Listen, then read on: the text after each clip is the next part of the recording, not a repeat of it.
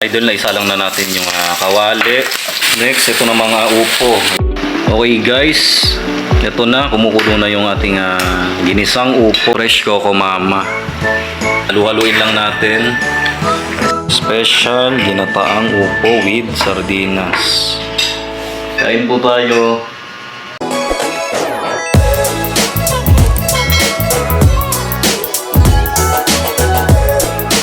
Yo, what's up mga idol? Ayan, nandito na naman tayo para sa panibagong video at panibagong content. Ngayon, magluluto tayo ng ginataang upo naman. Kahapon yung blinag natin, nagluto tayo ng ginataang langka. Ngayon naman magagata tayo ng upo. Fresh harvest yan. Dito lang sa munting hardin ni tatay. Ayan, fresh harvest, sariwang-sariwa. At ayan mga idol, ayan, nabalatan na ni tatay. Tapos parang emong naman yung naghihiwa. Ayan mga idol, oh.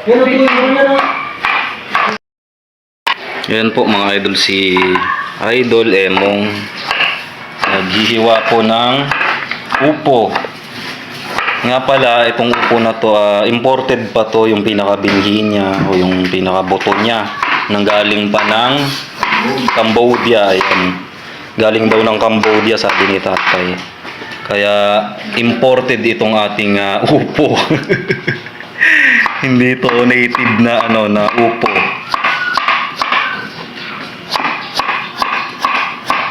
Kung hindi lang inabutan ng taglan niya, yung tagilid yan, tay. Yung haba niya. Tsaka mga idol, kung hindi pa raw inabutan ng tag-init, kasi syempre summer na ngayon, naabutan ng tag-init nga itong tanim na upo ni tatay, kaya naman hindi ganon kalalaki o medyo nabansot. Pero mga idol, sobrang haba at laki pa rin talaga ng upo. Isang metro yung isang ganyan, isang metro ba rin? Kung nakita nyo lang mga idol, sobrang hahaba at tataba talaga nitong mga upo na to. Parang hita ang nilalaki niya, tsaka yung taba niya. Taba niya mga idol, sabi ni tatay, mga ganto. Ayan. Ano ba to tay? Kalahating dipa. Ito, kalahating dipa. Imagine niyo mga idol, ay napakahaba. Yung taba niya pa, kaya panalong-panalo itong ating upo. Imported, galing ng Cambodia. Tapos mga idol, yung spinach palang tanim din ni tatay ay ayan, galing ng Cambodia rin, kasama nitong upo. Tapos yung mga dahon naman nun mga idol, yung spinach, ang lalaki talaga, siguro magaganto. Sa kamay ko, ganito kalalaki yung dahon. Kaya naman napakasarap lutuin o gulayin. Idol, galing din sa tanim ni tatay ito. O ayan, napakaraming tanim diba ni tatay. Ito naman klase ng ampalaya, kung makita nyo, puting-puti, ayan. Ngayon lang din ako nakakita ng puting ampalaya, ayan no. Grabe. Ang ganda ng niya kulay, kasi rare to, tsaka bihira yung ganung klase o Malalaki sa ayan, klase ng ampalaya, ayan, kulay puti. Ito nga pala mga idol, ayan, bago umulan kahapon, nanguha rin kami ng mangga ni paring Emon nga dun sa barkada namin sa H nga yan, bago kami abutan ng ulan. Ano lang to, Indian mango, kasi kasagsagan ngayon ng mga mangga. Kaya naman ngayon dalantakan natin itong nakuha nating mangga. At pagkatapos lulutuan din yan ni ate ng masarap na bagoong alamang. Bibili ako ng bagoong alamang. Yung mga rekado at yung sangkap natin gagamitin na yan, i-prepare na ni paring Emong. Meron tayong siling haba, yan kakakuha lang ni ate Len. Sibuyas, bawang, at syempre hindi mawawala yung sardinas ulit, ligo sardines, ayan. At fresh Coco Mama, yan, gata. Yan, hiwain lang natin yung sili para kahit pa paano may kaunting anghang ang ating ginataang Saka nagpalaki. upo.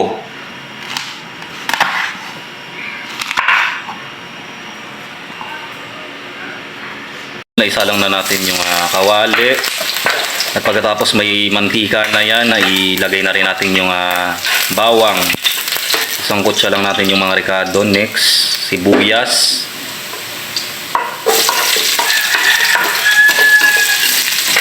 Yan, sangkot siya lang natin ng bahagya.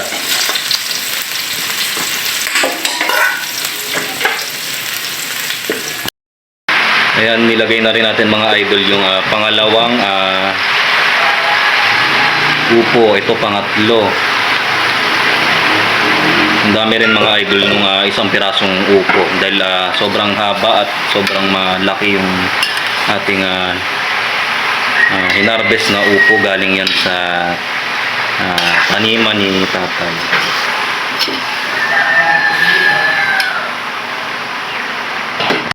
Okay guys, ito na, kumukulo na yung ating ginisang upo.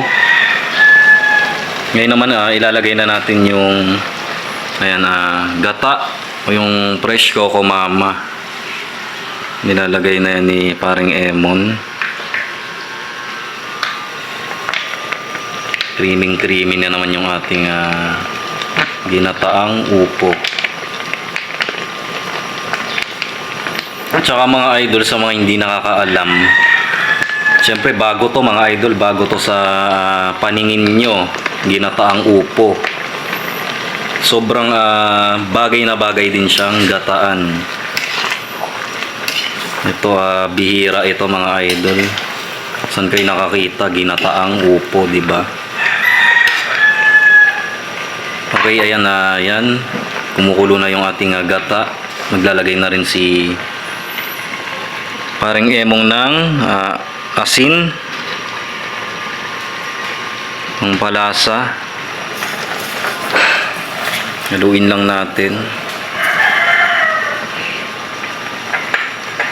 Pagkatapos ilagay na rin natin yung siling haba. Ayan mga idol, ang ganda-ganda tignan, nakakatakam.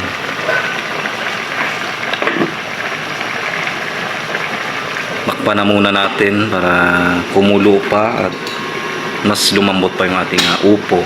Kumukulo na, lagyan na rin natin ng paminta. Pangdagdag lasa at aroma. Naglagay lang tayo ng dalawa. Next naman, ang susunod, ito ng Ligo Sardines. Ilalagay na rin natin yan mga idol. Siyempre, sisimutin natin yung laman o yung sabaw. Ayun dali.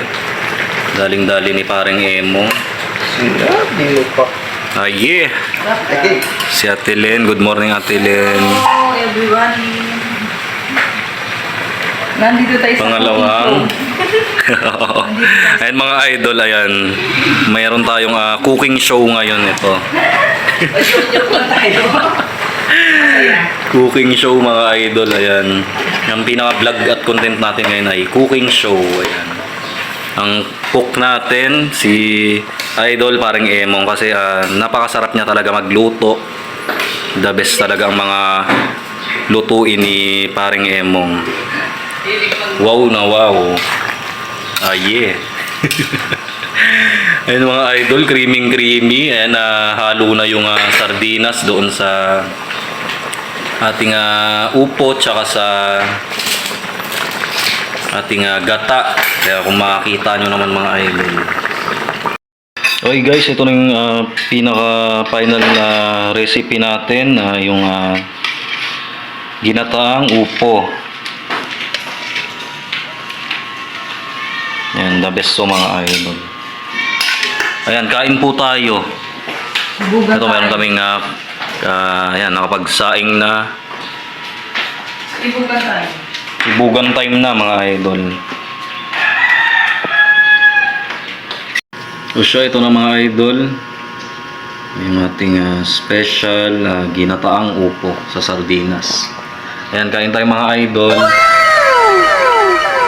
Kain po. Ah, yeah.